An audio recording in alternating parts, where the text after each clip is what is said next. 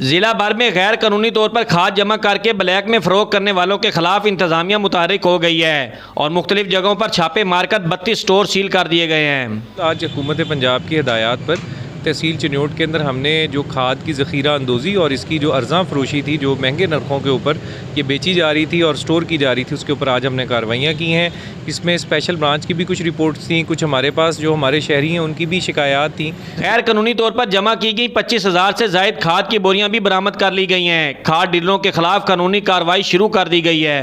वाले से हमारे एसी चिन्योट इन्होंने कार्रवाई की है और 32 गोदाम ऐसे बंद किए हैं, सील किए हैं, जिन्होंने अपने स्टॉक्स को सही तरह से डिक्लेयर नहीं किया हुआ था और 1.5 लाख का फ़ाइन एसी चिन्योट ने किया है। एसी बवाना ने और एसी लालिया ने भी जो है इसके ऊपर कार्रवाइयाँ की हैं। डिप्टी कमिश्नर चिन्योट का कहना है कि खाद डीलरों का रिकॉर्ड भी चेक किया जा रहा है। टैक्स न देने वालों के खिलाफ FBR को लिखा जाएगा।